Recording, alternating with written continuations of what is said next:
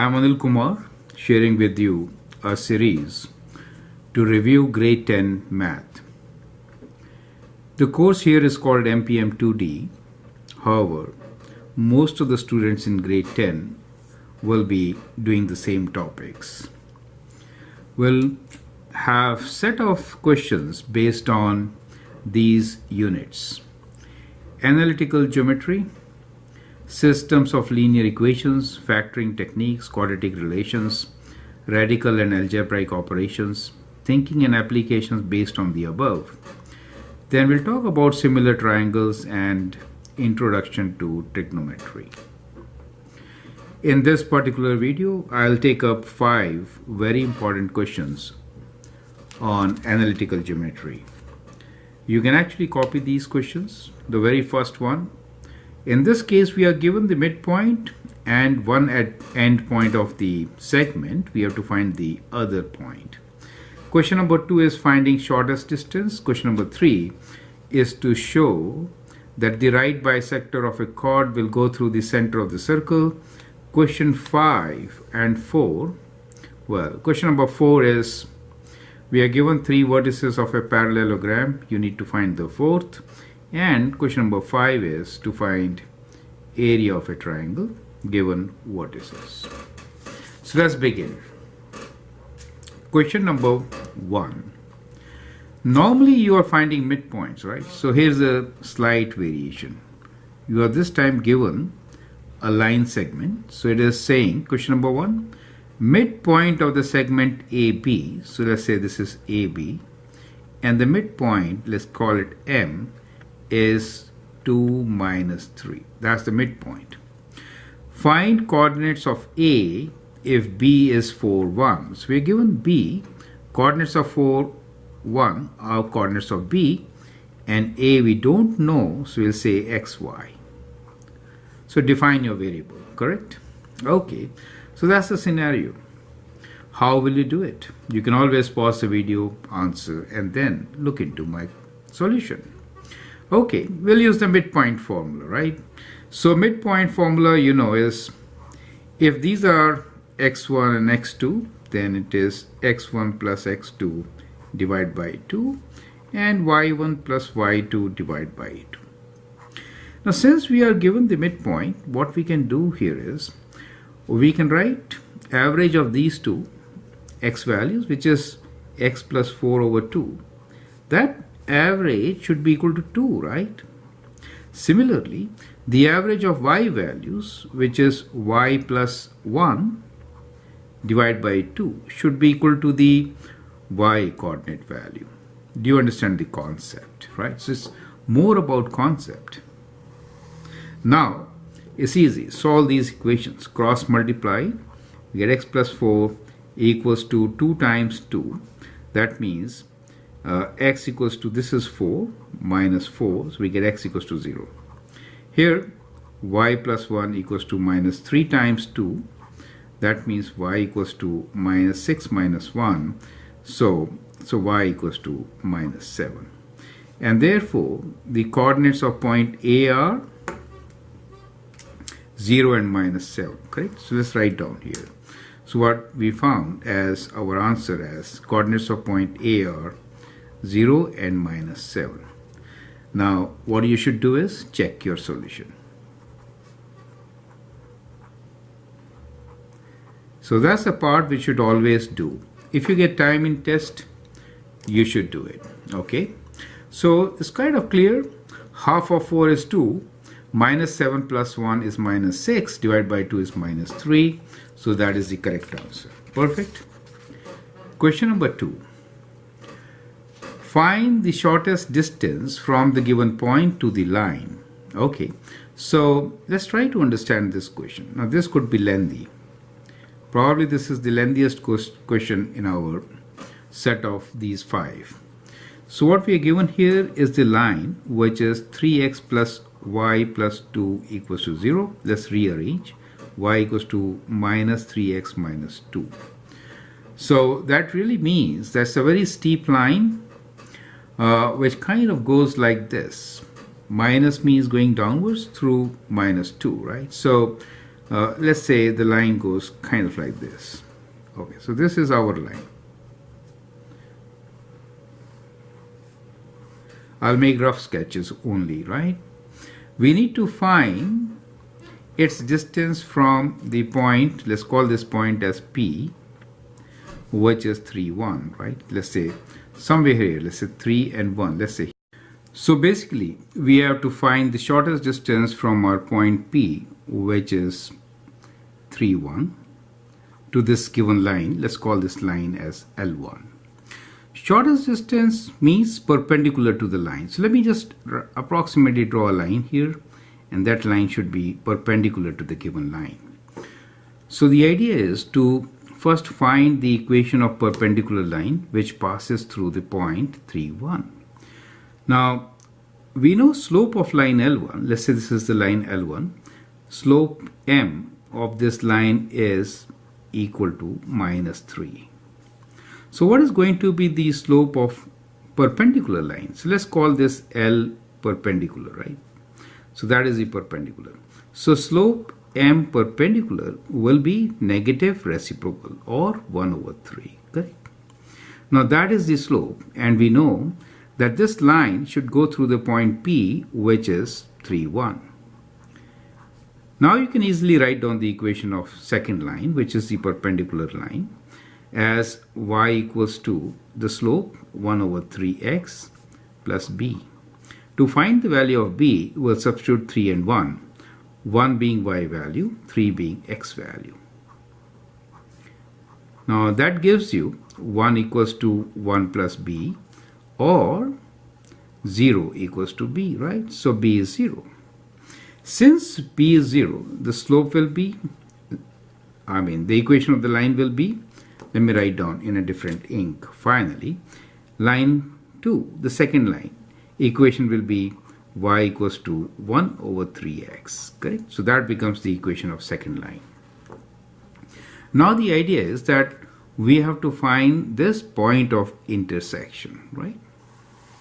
So let's find point of intersection between line L1 and L2.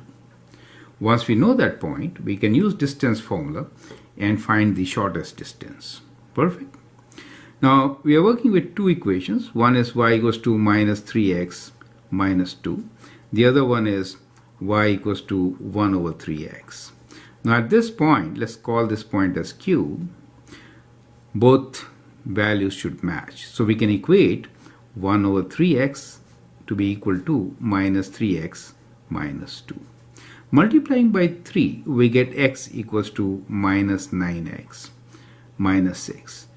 We do this step to avoid fractions, right? Bring x together, x plus 9x is equal to -6, or 10x equals to -6, x equals to -6/10, which could be simplified and written as minus dividing by 2, 3/5, right? So we get the x value. Now if x value is -3/5, what should be y? So y we can find from here. We know y is 1/3 of x value. So we'll just multiply by -3/5. And that gives me the y coordinate as -1/5, correct? And therefore, we can now write coordinates for point Q, which is x value of -3/5 and y value of -1/5. Perfect. So that becomes Q. Now we need to find the shortest distance, that is distance between P and Q. We'll use the distance formula to find this. Distance formula, as you know, is x2 minus x1 whole square plus y2 minus y1 whole square root. So let's use this formula. We get square root of x2 minus x1. So 3 minus 3 by 5, it becomes plus 3/5, correct? Whole square. Plus 1 minus becomes plus 1/5 whole square root. So we can use the calculator at this stage to find the answer. what we'll do here is, we'll do one more steps. Multiply, common denominator is 5.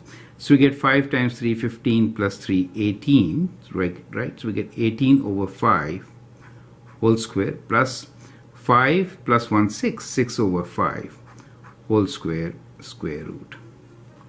You can actually take out 5 outside the bracket also. So you could write this, because this is square, so you could write this as 1 over 5 square root of 18 square plus 6 square, right? So let's calculate.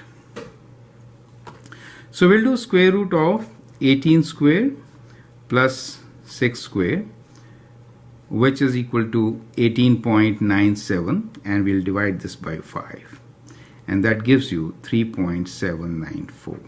So approximately 3.8 units, and therefore we can write shortest distance is approximately 3.8 units. Perfect. So that is how such questions can be solved. So I hope the steps involved are absolutely clear. I'd like you to go through these steps once again. Write your comments if there is any doubt. Move on to question number 3. Question number 3. Here's another very interesting question. It says, equation of circle is x square plus y square equals to 20, right? So let me write down the equation of the circle. X square plus y square equals to 20. The points A and B are the end points of the chord AB.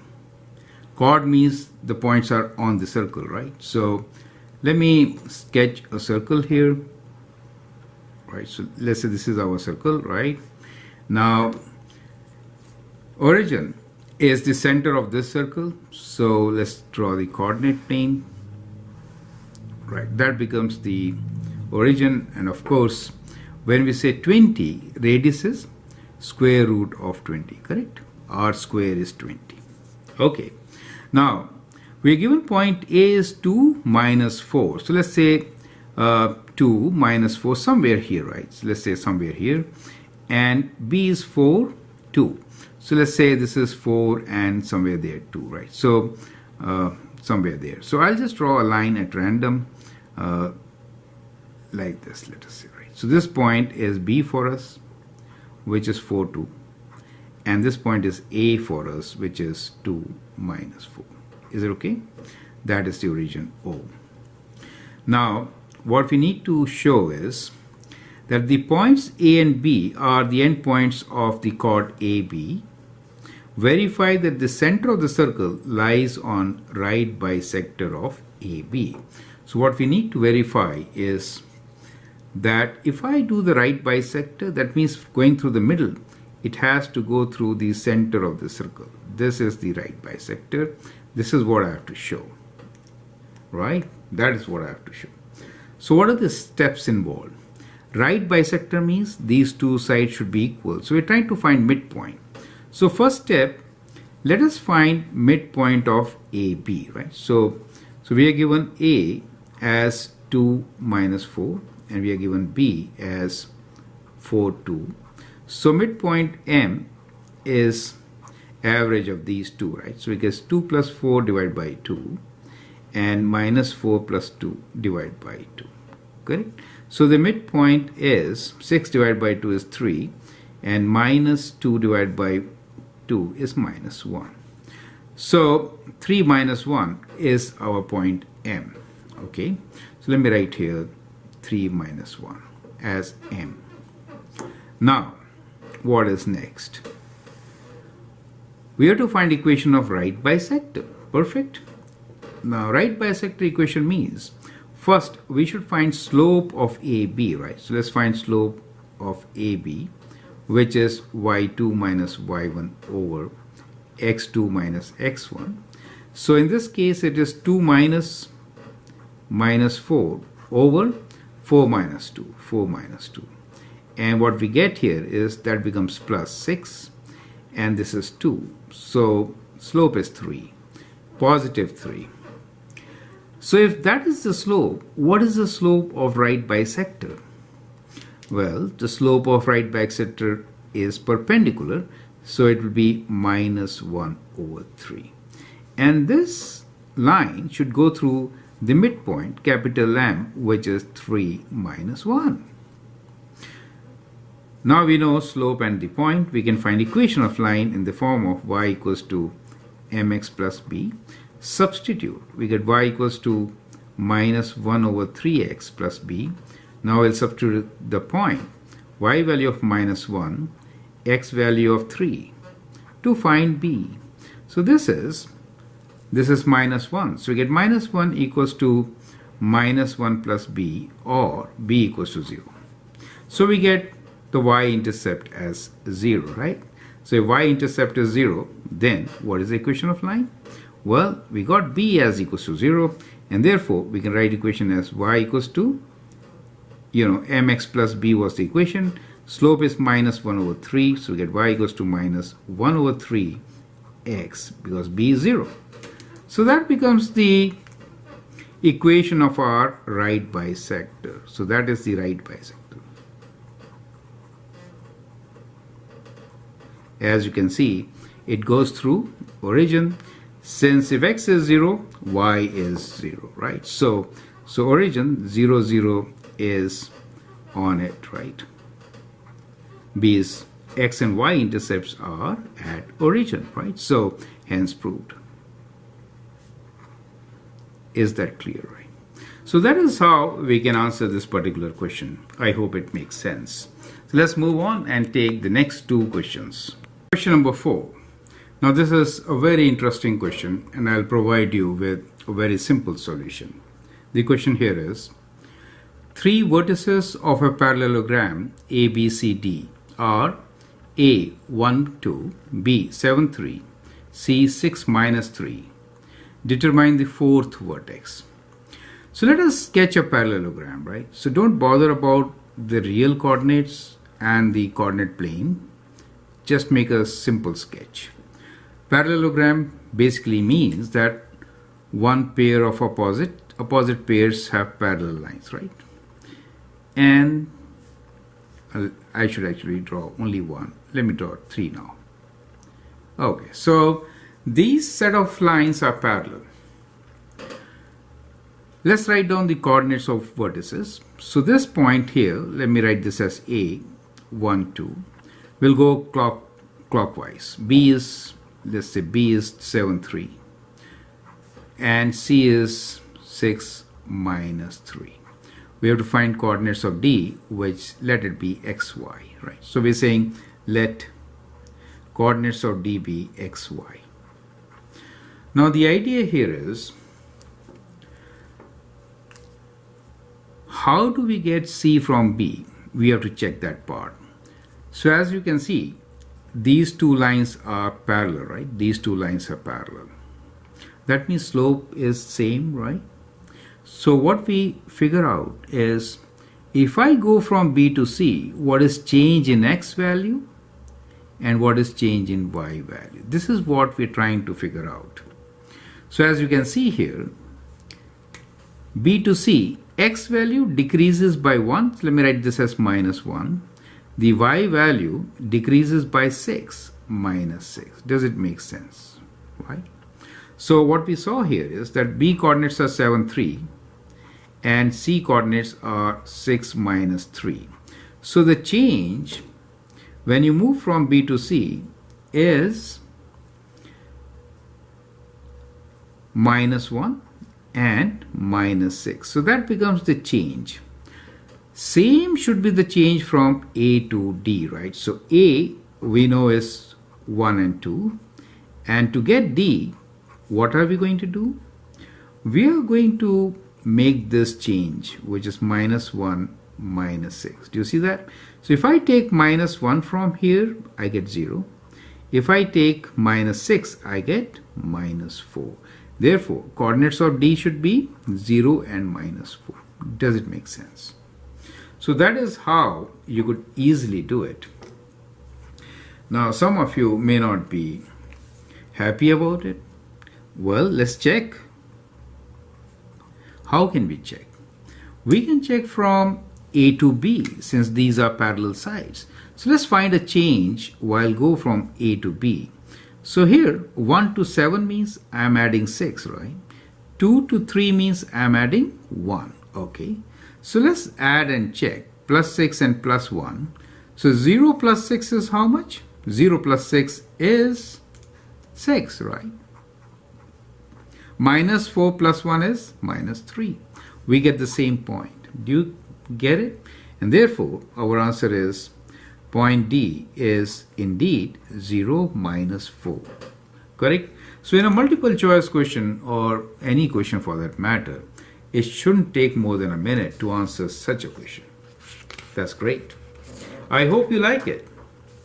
Now let's get into the last question of this video, which is based on analytical geometry for grade 10. Question number 5. Find area of a triangle with vertices P minus 2, 2, 1, 4 is Q, and 3, 1 is R. Okay, so let's just randomly make a triangle, right? So let us say we make a triangle like this. And as I did last time, we'll just write PQR. So let's say P is minus 2, 2.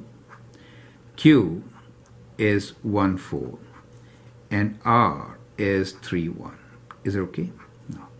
Since we need to find the area of a triangle, we have to find length of the sides. So let's find length of each side. We know distance formula is square root of x2 minus x1 whole square plus y2 minus y1 whole square square root. We're going to use this distance formula to find each distance. So P to Q is how much? Let's find square of the distance. Okay, PQ squares, we'll not do square root, is 1 minus minus 2. So we'll write 1 minus minus 2 whole square plus 4 minus 2. 4 minus 2 whole square, which gives you 1 plus 2, which is 3 square, plus 4 minus 2 is 2, 2 square, right? Okay, so that is 9 plus 4, which is 13. So square of this distance is 13. Okay, let's find PR. So P to R is 3 minus, so let me write 3 minus minus 2 becomes plus 2 whole square. We find square of it. Okay, plus 1 minus 2. So 1 minus 2 whole square. So that gives you 5 square plus minus 1 square, that is 25 plus 1, which is 26. So PR square is 26. Let's find what QR is. So QR, let's say square, is 3 minus 1 whole square plus 1 minus 4 whole square, which is 3 minus 1 is 2, 2 square, plus minus 3 square, which is 4 plus 9, which is 13. So what do you notice? You notice that the two sides are equal, that is to say, PQ and QR are equal. This is one thing, and both are equal to square root of 13. Since we found this square, right? Both are equal to square root of 13. The other side is 26 square root. You will also notice that sum of these two squares is same as this, the third square, right? So what we also notice is 13 plus 13 is 26, or PQ square plus QR square is PR square. It means what? It means we have right triangle. In fact, we have right isosceles triangle, right? So that means this is right angle. And now finding area is very easy. Perfect. Area, you know, is half base into height times height. So in this case, it is half of 13 times 13 square root, right? So square root 13 times square root 13, which is half of 13, right? So that becomes the area, 6.5 unit square. So that is how you could solve it. Perfect. So it becomes a right triangle, and therefore easy formula is half base into height. So we can write down the answer as area A equals to 6.5 unit square. It's kind of important to write units even though they are not given, right? Makes sense. So I hope with this you get a good review of grade 10 analytical geometry. So I have not really gone into details. We do have a master playlist. I'll provide you a link for practice. So go through more videos for your exam review. I hope that helps. And also watch my videos on the other topics based on quadratic equations, radicals, trigonometry, and similar triangles. I hope that helps. Feel free to write your comments, share your views, and if you like and subscribe to my videos, that'd be great. Thanks for watching and all the best.